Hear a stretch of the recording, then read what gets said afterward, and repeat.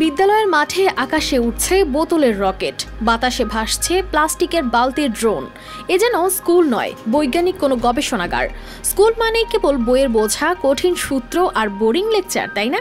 কিন্তু ব্যতিক্রমও হতে পারে, তাই যেন প্রমাণ করলো এখানকার এই শিক্ষক, যিনি কেবল গদবাঁধা পড়া না পড়িয়ে হাতে কলমে শেখান বিজ্ঞানের নানা মজার পাঠ। এখানে ক্লাসরুম মানেই বৈজ্ঞানিক গবেষণাগার। যেখানে স্কুলের নাম শুনলে অনেক শিশু কান্নাকাটি করে, সেখানে এই স্কুলের শিশুরা উল্টো স্কুলে না যেতে পারলেই কাঁদে। এই ব্যতিক্রমী শিক্ষকের নাম ঝাং জিয়ানতাও। চীনের হেনান প্রদেশের গ্রামের ছোট্ট এই বিদ্যালয়ে তিনি 2020 সালে শিক্ষকতা শুরু করেন। কিন্তু ক্লাস নেওয়ার পরেই তিনি বুঝলেন তার শিক্ষার্থীদের অনেকেই পিছিয়ে পড়েছে, তাদের মধ্যে যেন কোনো কৌতূহলের অভাব।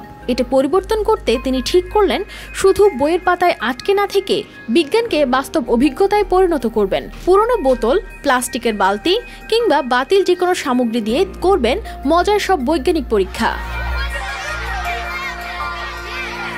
একনল হ্যান্ড ওয়াশ 100% প্যারাবেন ফ্রি, তাই নিরাপদ হাতের জন্য আস্থা রাখুন একনলে। তারপর স্কুলের মাঠেই শুরু হলো বিস্ময়কর এক ক্লাস। শিক্ষার্থীদের সামনে আকাশে ছুটে গেল বোতলের রকেট, বাতাসে উড়ল ড্রোনের মতো এক প্লাস্টিকের বালতি। বিস্ময়ে তাকিয়ে রইলেন শিক্ষার্থীরা। ঝাং বলেন, আমি চাই শিশুরা হাসুক, শিখুক ও বিজ্ঞানের বিস্ময় অনুভব করুক। প্রতিটি পরীক্ষার সময় আমি দেখি ওদের চোখে আলোর ঝলকানি। শুধু এই বিদ্যালয়েই নয়, তার পরীক্ষাগুলো এখন সোশ্যাল মিডিয়াতেও ঝড় তুলেছে।